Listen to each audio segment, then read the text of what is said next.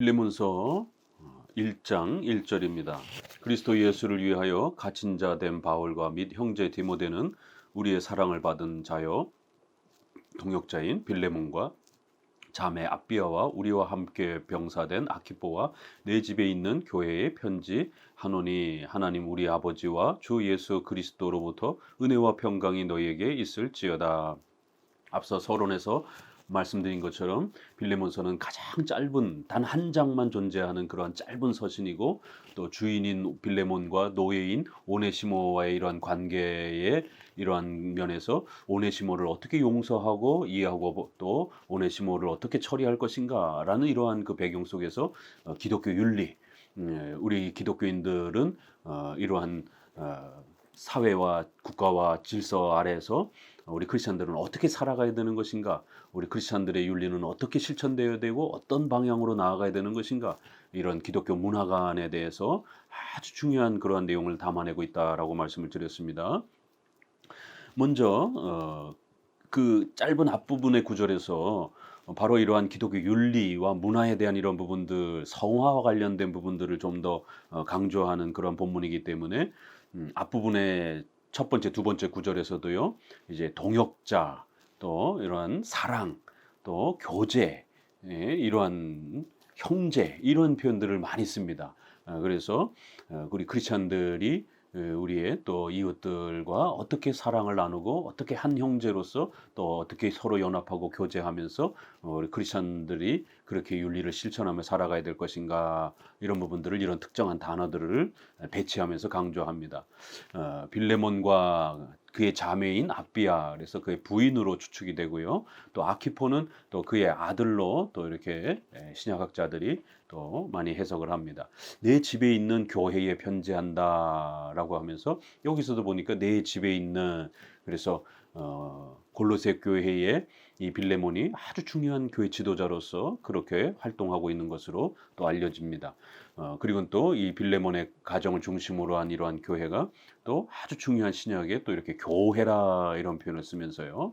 그래서 이러한 그 빌레몬서는 개인적인 사적인 그러한 그 권면의 형태로 편지가 되어 있지만, 우리가 꼭 잊지 마셔야 되는 것은 사도라고 하는 장로회의 그러한 역할을 하는 사도가 목사인 이 빌레몬에게, 골로새 교회의 중요한 교육자인 빌레몬에게 주는 권면 형태로 구성되어 있는 겁니다. 마치 목회서신처럼 장로회의 이러한 그 대표인 사도가 목사인 디모데에게, 목사인 또 디도에게 이렇게 권면하는 공적인 그런 표현처럼, 역시 빌레몬서도 그렇게 골로새 교회의 교육자인 바로 빌레몬에게 공적으로 명령하고 교회 안에서 어떻게 이러한 기독교인들 간의 사이에 이런 윤리 문제와 또 성도들 사이에 또 이러한 생활 문제와 또 그 성도들이 살아가는 또 사회적인 이런 문제들을, 국가적인 질서 문제들을 어떻게 풀어가야 될 것인지를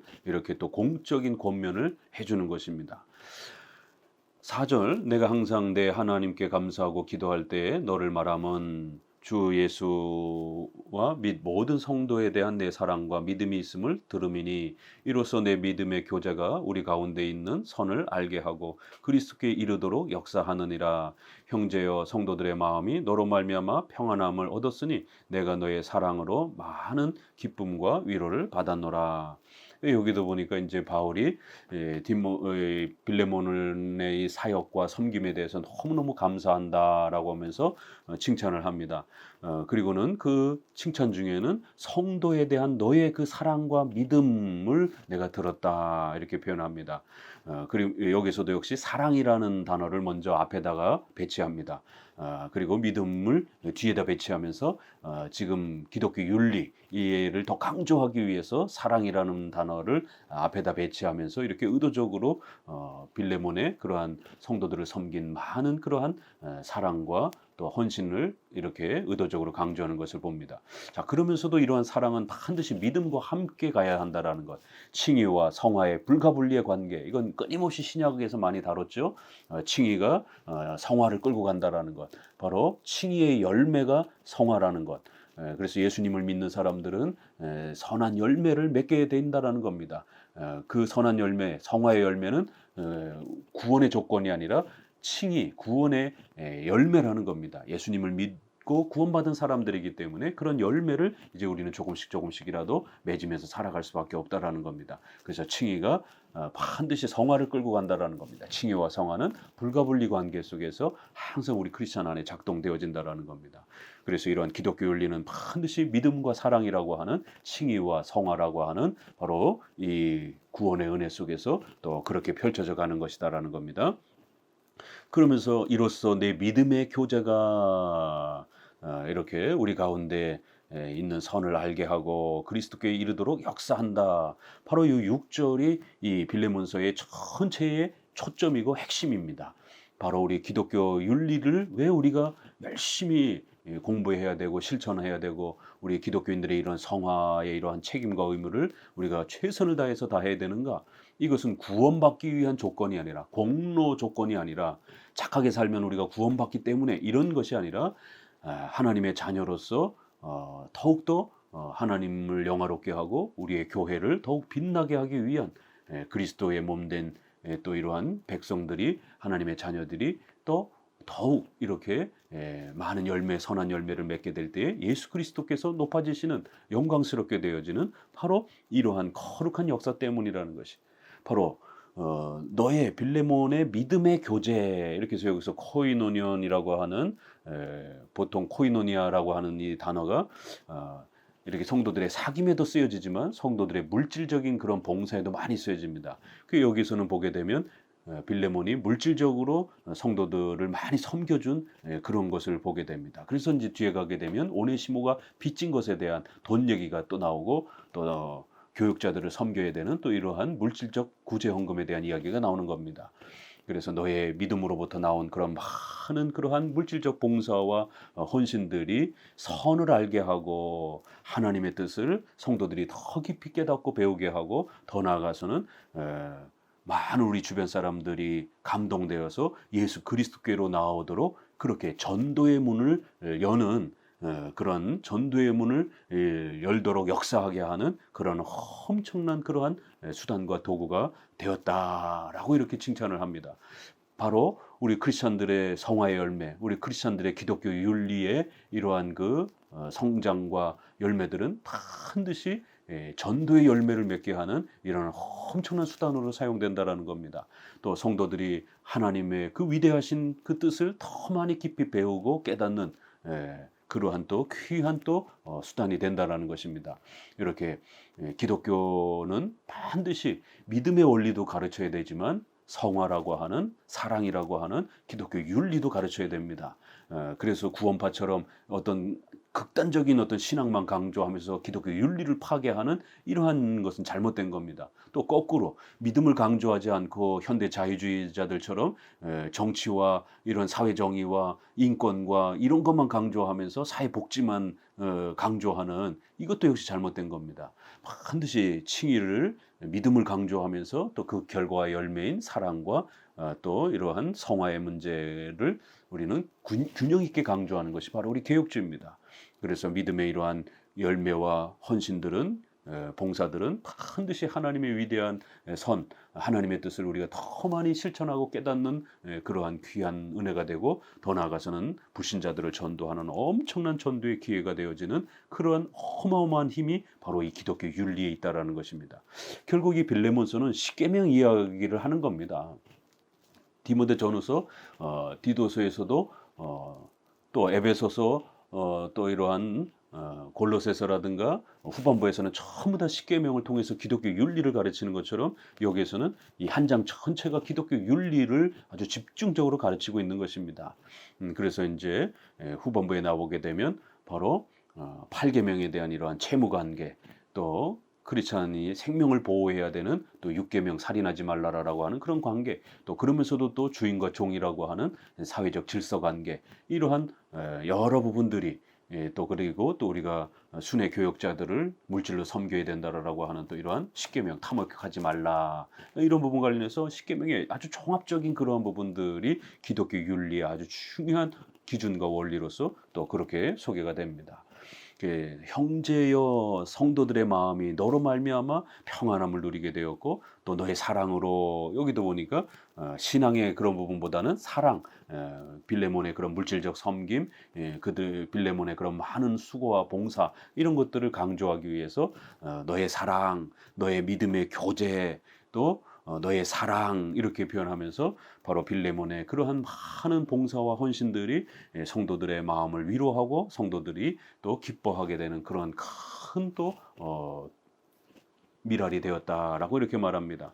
이렇게 해서 이것은 빌레몬에게 주는 개인적인 그런 권면과 칭찬이면서도 그런 빌레몬의 헌신이 빌레몬에 사역하고 있는 골로새 교회뿐만 아니라 에베소 교회 지역 교회 전체 아래 또 예루살렘을 포함한 또 당시의 모든 교회들 가운데 이렇게 어마어마한 큰 위로와 또 격려와 소망을 주었다라는 겁니다. 바로 이런 부분에서도 장로 정치의 원리가 또 숨겨져 있는 것을 보게 됩니다.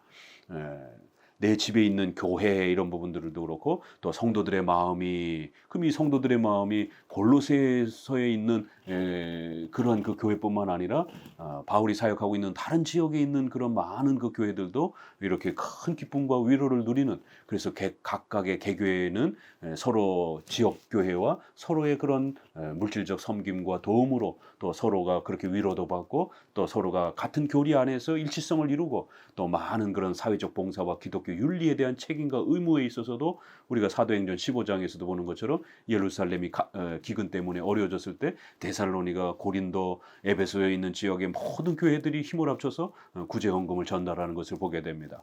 이렇게 골로새 교회가 이렇게 또 가난한 교회들을 섬기고 돕고 교역자들을 섬긴 이런 많은 이런 연합적 행위들이 얼마나 교회를 풍성케 하고 또 교회를 강건하게 했는지 너무 고맙다 이러면서 이렇게 장로 교회가 하나의 이러한 연합적 회로 있었을 때 얼마나 건강하고 또 서로가 도움이 되는지를 또 이렇게 칭찬을 합니다. 8절 이러므로 내가 그리스도 안에서 아주 담대하게 내게 마땅한 일로 명할 수도 있으나 도리어 사랑으로서 간구하노라. 나이가 많은 나 바울은 지금 또 예수 그리스도를 위하여 갇힌 자 되어 이렇게 여기에서도 이제 지금부터 말하고자 하는 또 이러한 중요한 기독교 윤리의 이러한 규범 또 이렇게 성도들끼리 지금 빌레몬과 오네시모는 원수지간처럼 되어질 수 있는 상황입니다. 빌레몬의 소유인 오네시모가 도망을 갔고 또 거기에 돈을 훔쳐서 도망을 갔습니다. 그러면 당시의 로마법에 의해서는 주인이 권한을 갖고 있기 때문에 오네시모는 사형에 해당이 될 수도 있는 그러한 그 심각한 상황입니다. 또 오네시모는 주인인 빌레몬의 이러한 그 재산을 축냈기 때문에 또 이렇게 엄청난 원수 관계와 미움의 관계가 형성이 될 수 있는 그러한 그 상황이 된 것입니다.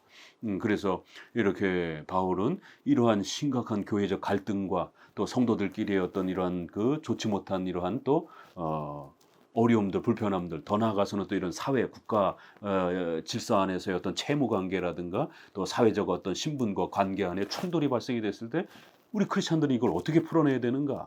교회 안에서도 미움과 원망의 어떤 그 관계가 형성이 될 수도 있고요. 이제 오네시모노는 바울을 만나서 성도가 되었기 때문에 또 성도로서 이렇게 함께 있지만 원수지간 같은 그러한 그 불편한 마음이 존재하는 거고 또 사회적으로는 또 분명히 채무 관계가 있는데 예수님을 믿었다고 해서 그걸 다 없는 것처럼 또 이렇게 할 수도 없는 것입니다. 그래서 만약에 이런 상하 관계와 또 채무 관계를 바울이 이제 예수님 믿었으니까 이제 우린 그런 거 필요 없어. 다 무시해도 돼. 이렇게 되게 되면 바울 자체가 결국 그 시대를 무시하고 국가의 이런 법과 질서 제도를 다 무시하고 제거하는 이런 무질서주의자가 되는 것입니다. 그렇기 때문에 우리가 크리스찬이 된다고 해서 결코 사회제도와 국가제도를 함부로 무시하거나 이런 제세례파라든가 세대주의라든가 극단주의자들처럼 국가를 악하다라고 이렇게 비난하면서 의식주와 이러한 그 국가 사회의 이런 문화와 질서를 죄악시 취급하면서 이렇게 아주 극단적인 이원론, 금욕주의를 추구하는 그런 게 아닙니다. 국가와 사회 질서를 우리는 존중하고 그 법을 존중하고 또 일반은 총으로서도 우리 개혁주의자들은 존중하는 겁니다. 그렇기 때문에 크리스찬이 됐다 할지라도 이런 채무 관계가 있다라면 반드시 그 채무 관계를 책임을 지고 해결을 해야 되는 겁니다. 또 살인죄를 범했다라면 나 이제 예수님 믿었으니까 뭐 나 다 괜찮아 이게 아니죠. 그 사회가 요구하는 그러한 실정법 형벌에 대한 이런 부분을 아무리 크리스천이 됐다 할지라도 감옥에 가고 형벌을 받아야 되는 겁니다. 이러한 국가사회법은 엄연히 또 따로 작동이 되는 것이에요.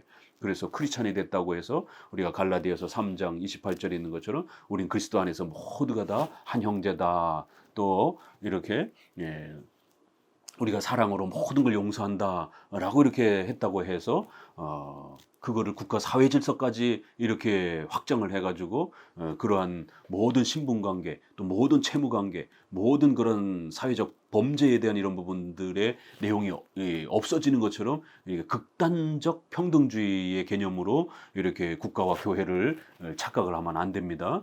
교회적 질서와 국가적 질서는 구별되어 있는 것입니다.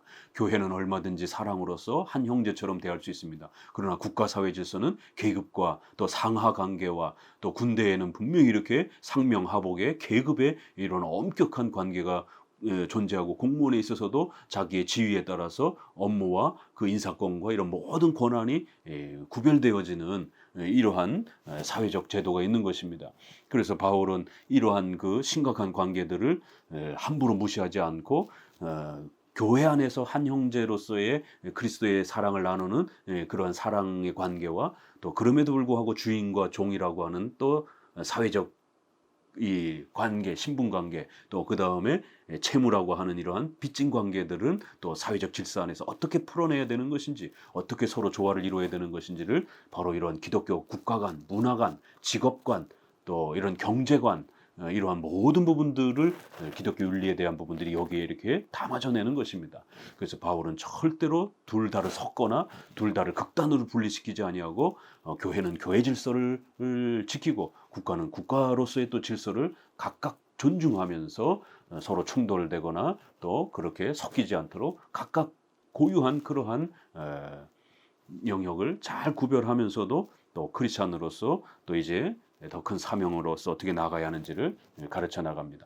여기에서도 이제 이러한 기독교 윤리를 명할 때도 마땅히 명할 수 있으나 그러나 온유함으로 너에게 부탁한다 이렇게 하면서 장로회의 대표인 사도가 골로새 교회의 이러한 지도자인 빌레몬뿐만 아니라 골로새 교회 전체 교인들도 이러한 기독교 윤리를 어떻게 행해야 될지를 명령할 수 있는 것이에요. 그러나 기독교 윤리에는 아디아포라라고 하는 자유 문제가 굉장히 많습니다. 각 개교회가 또 자유 가운데 스스로 결정할 수 있는 많은 자유적인 부분들이 있습니다. 그래서 그 교회법 아래에서 그렇게 또 결정할 수 있는 자유가 있는 것입니다. 그렇기 때문에 이렇게 상회의 명령과 또 그럼에도 그 교회법은 반드시 하회라고 하는 각각 지교회와 개교회의 동의 절차를 받아서 교회법을 만들고 그 교회법이 만들어지게 되면 모든 교회가 함께 순종하는 겁니다. 이렇게 상회와 하회가 서로 존중하고 서로 이렇게 협력하는 우리 장로교회의 이러한 원리가 여기서도 이렇게 간접적으로 표현됩니다. 분명히 이렇게 사도로서 상회의 권한을 가진 장로회의 대표권을 가진 바울이 이 기독교 윤리와 규범과 관련해서 명령으로서도 얘기할 수 있지만 또 그 골로새 교회와 빌레몬의 또 그런 자유를 존중하면서 이렇게 동의를 구하는 방식으로 또 이렇게 도움을 요청한다. 사랑으로서 간구한다. 그리고 나이가 많은 나 바울은 이러면서 이건 내가 나이가 많다 이런 뜻보다는 연장자, 장로라는 단어가 연장자라는 그런 뜻입니다.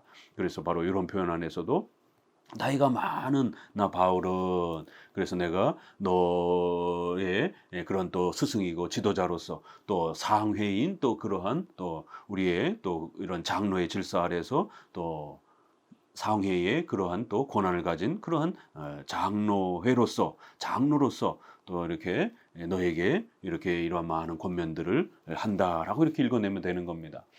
그래서 내가 감옥에 갇힌 중에 오네시모를 만났다. 그러면서 오네시모를 낳고 이제 그가 나의 아들처럼 그렇게 귀한 일꾼이 되었다라고 이렇게 말합니다. 여기에서도 교회적 유형교회적 질서 아래에서 이렇게 바울을 통해서 복음 전도를 받고 또 예수님을 믿고 그래서 이제 바울의 좋은 동역자가 되는 이러한 질서도 이렇게 유형교회 질서 아래에서 목회자가 전도를 통하여 불신자를 신자로 만드는 이러한 과정들을 낳았다, 아들이다 이렇게 표현을 하는 겁니다.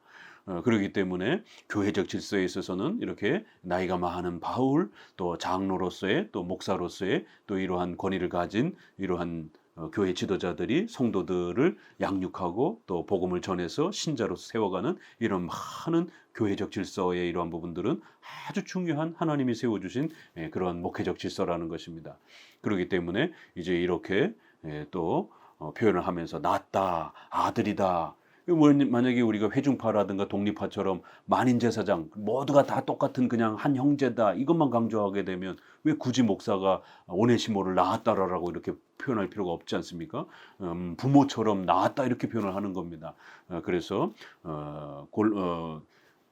골로새 교회 지도자인 빌레몬도 이렇게 또 사도 바울을 또 존중하고 교회적 질서 아래서 또 오네시모도 이제 이렇게 새롭게 신자가 되어서 또 사도 바울을 섬기는 이러한 소중한 교회 질서 안에 모두가 들어오게 되었다라는 거예요. 그래서 갇힌 10절에 갇힌 중에서 낳은 아들 오네시모를 위하여 내게 간구하노라. 그가 전에는 내게 무익하였으나 이제는 나와 내게 유익함으로 내게 그를 돌려 보내노니 그는 내 신복이라. 그럼에도 불구하고 분명히 사회적 관계와 질서는 주인과 노예라고 하는 이 분명히 직업적 또 신분 관계가 여전히 남아 있다라는 것이에요. 예수님을 믿었다고 해서 그런 모든 사회적 신분 관계가 다 없어졌다라는 게 아닙니다. 그래서 우리가 디모데전서 6장 1, 2절에도 보게 되면 우리의 사회적 질서의 상전이 믿는 형제라고 해서 함부로 그를 깔보거나 우리는 다 똑같은 만인 제사장이니까 너도 형제고 나도 형제고 이렇게 함부로 대하면 안 된다라는 겁니다. 교회 안에서는 우리가 한 형제일 수 있으나 바깥으로 나가게 되면 반드시 그 사람은 나의 직장의 상사이고 또 내 모든 생활을 책임져주는 그런 직장의 주인으로서 그런 위치에 있는 것입니다. 그렇기 때문에 크리스찬이 됐다고 해서 우리의 사회적 질서가 다 없어지는 게 아닙니다. 크리스찬이 됐다고 해서 대통령과 시민이 똑같은 것도 아니고 공무원에서 1급 공무원과 저 9급 공무원이 똑같아가지고 사회 나가서 갑자기 9급 공무원이 1급 공무원에게 형제요 그러면서 이거 내가 시키는 거 해 이럴 수는 없습니다. 1급 공무원이 모든 인사권과 그 모든 결정권을 가지고 9급 공무원을 그렇게 지휘하는 것입니다. 이렇게 크리스천이 됐다 할지라도 이제 이런 사회적 관계는 절대로 없어지는 게 아니고 역시 교회적 관계와 사회적 관계는 각각 동시적으로 그렇게 이 땅에서 두 영역이 존재하는 것입니다. 그래야 바울은 빌레몬에게 다시 한번 이렇게 오네시모의 이 처지를 설명하고 오네시모를 어떻게 처리해야 될 것인지에 대해서 그 주인인 빌레몬의 의사를 묻고자 하는 이제 그러한 방식으로 결국 이렇게 기독교 윤리의 중요한 원칙들을 가르쳐가고 있는 겁니다. 13절 그를 내게 머물러 있게 하여 내 복음을 위하여 갇힌 중에서 내 대신 나를 섬기게 하고자 하나 다만 내 승낙이 없이는 내가 아무것도 하기를 원치 아니하노니 이는 너의 선한 일이 억지같이 되지 아니하고 자의로 되게 하려 함이라. 아마 그가 잠시 떠나게 된 것은 너로 하여금 그를 영원히 두게 함이니라. 이렇게 바울은 계속해서 이러한 그 교회적 관계와 사회적 관계의 이러한 질서들을 어떻게 우리가 기독교인들이 마련해 가야 되는지를 계속 가르쳐가고 있습니다. 이제 빌레몬은 또 각각의 또 하나님의 사명 안에서 골로새 교회도 섬기지만 또 바울이 사역하는 이런 여러 지역 교회도 함께 섬겨야 되는 그런 사명이 있다라는 것입니다. 이렇게 장로회로서 반드시 상회와 하회가 연합되어야 되고 교회법 아래에서 통일되어야 되고 서로가 서로에 대한 그런 재정적인 또 그런 인사권에 있어서 또 교회 이단과 관련된 그러한 규정에 있어서 또 교회법의 여러 윤리의 이러한 또 규범에 있어서 통일성을 가져야 된다라는 거예요. 그렇기 때문에 빌레몬과 골로새 교회는 반드시 사도 바울의 이러한 또 선교 사역들을 돕고 동참해야 되는 책임과 의무가 있다라는 겁니다. 회중파 교회처럼 오로지 자기 개교의 자유만 강조하는 그런 방식이 아닌 겁니다. 내 대신 나를 섬겨야 될 그런 책임이 분명히 너에게 있는데 너가 직접 섬기든 너의 사람들을 보내든 또 너가 돈을 보내서 섬기든 어떤 방식으로든지 바울의 또 이러한 여러 가지 상회가 결정한 그런 선교 사역과 또 여러 가지 교회적 사역들을 개교회가 도와야 되는 책임이 있다라는 거예요. 그런데 이제 이러한 부분들을 하나님께서 놀랍게 너 대신 그렇게 오네시모를 보내서 섬길 수 있도록 그렇게 역사하신 그런 깊은 하나님의 섭리가 있다라는 것을 잘 살펴야 된다. 이렇게 고면합니다.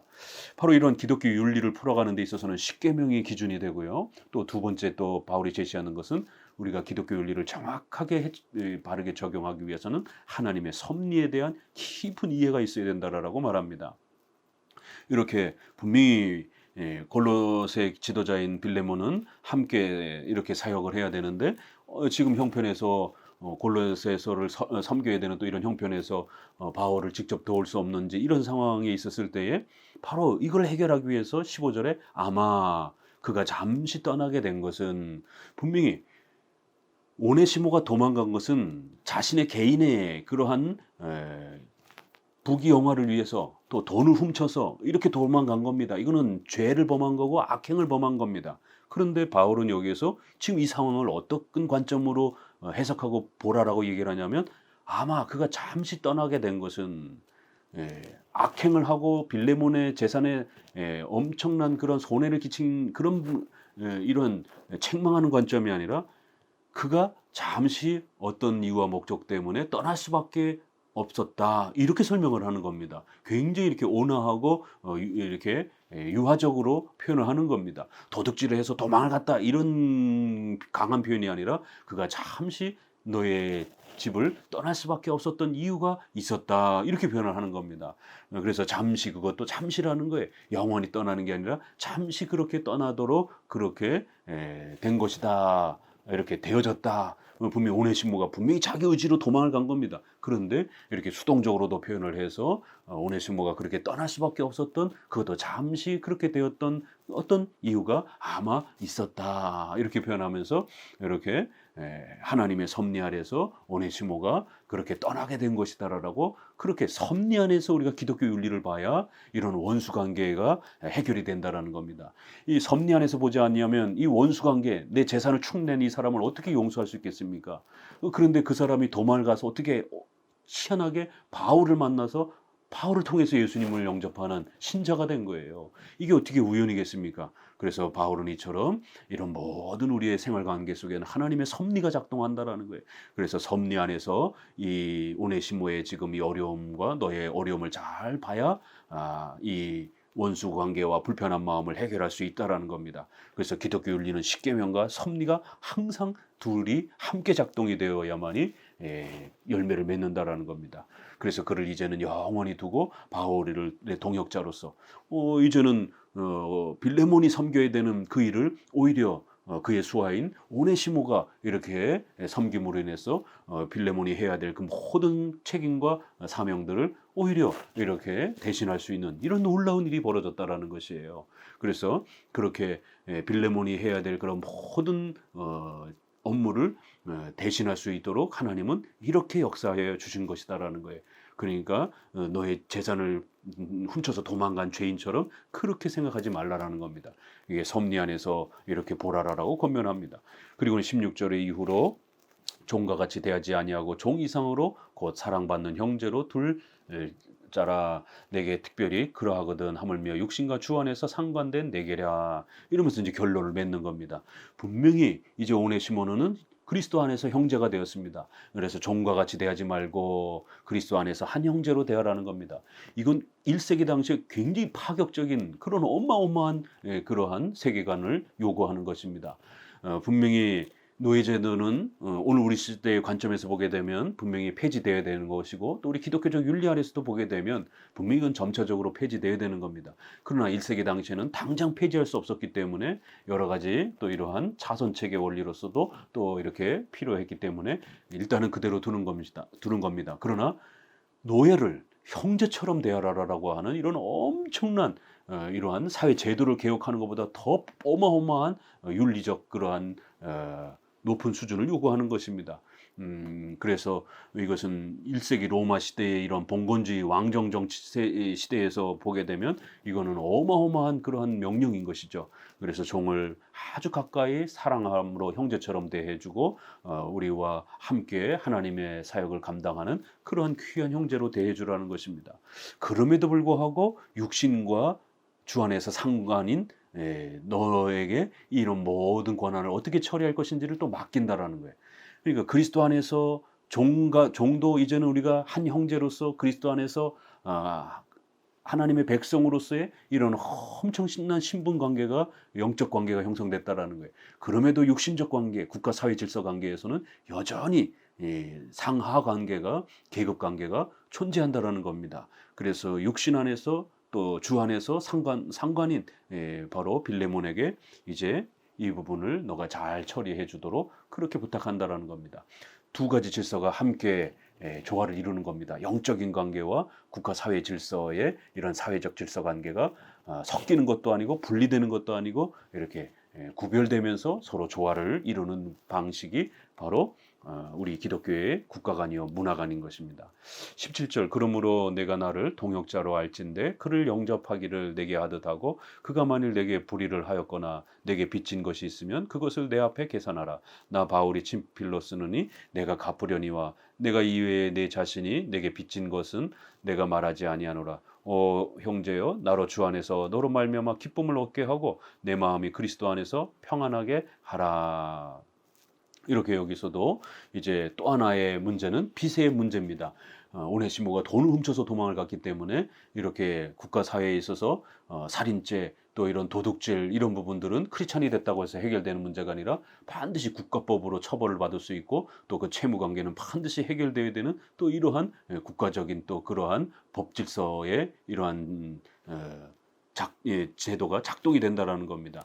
그래요 육신으로서 이렇게 또 상관인 그런 사회적 신분관계 또 사회적인 이런 여러 가지 법적 관계 이런 부분들은 크리스찬이 됐다고 해서 함부로 무시하거나 깨트리거나 없애는 것이 아니라 국가 사회 질서는 그 사회 질서 그대로 존중을 하면서 또 교회 안에서의 영적 관계는 또 영적 관계로서의 또 구별성을 이렇게 잘 가지면서 조화를 이루어야 된다라는 것입니다.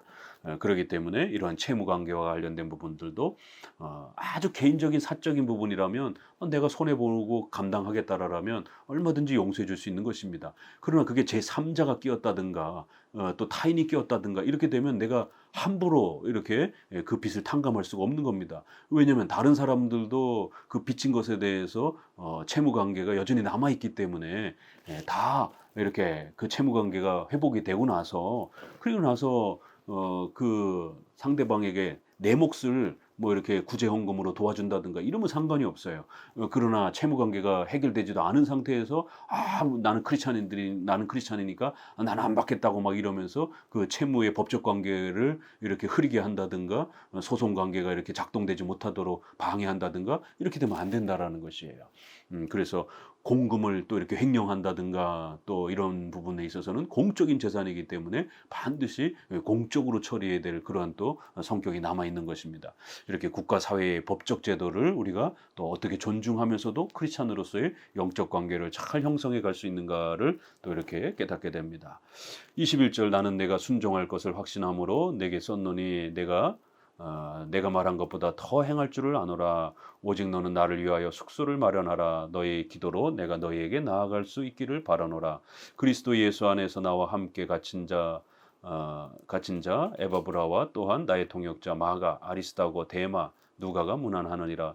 우리 주 예수 그리스도의 은혜가 너희와 너희 심령과 함께 있을지어다 이러면서 이런 부분에 있어서 순종해야 된다라고 이제 뒷부분에 가서 아주 강하게 순종을 요구합니다. 앞부분에서는 동의를 구하는지 이러한 표현으로 부드럽게 표현했다라면 뒷부분에 가서는 강하게 이렇게 순종해야 된다라고 이렇게 권면하면서 장로회의 상회의 대표로서 사도가 또 이렇게 순종을 요구하는 방식으로 각 개교회의 이런 기독교 윤리와 교회법적 질서에 대한 부분들을 또 이렇게 순종을 요구할 수 있는 또 이러한 명령 체계가 또 이렇게 있는 것을 봅니다.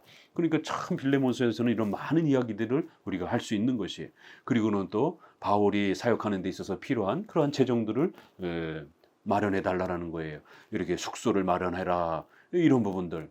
그러니까 이거는 골로새 교회가 해도 되고 안 해도 되고 이런 문제가 아니라 반드시 골로새 교회가 감당을 해야 되는 이렇게 지역 여러 교회들의 또 어려움들을 함께 감당해야 되는 이러한 명령에 순종해야 되는 교회법의 상해의 요구와 법에 순종을 해야 되는 이제 기독교 윤리와 관련된 이런 정치적인 그러한 명령들을 하회인 골로새 교회가 이걸 어떻게 순종하고 또 구제헌금과 관련해서 또 이러한 물질적인 이런 섬김들을 돕기 위해서 어떻게 또 대책을 마련해야 되는지 이런 바울의 숙소를 마련해서 선교 사역에 동참할 수 있도록 그렇게 개교회인 골로새 교회도 또 잘 준비하라는 겁니다.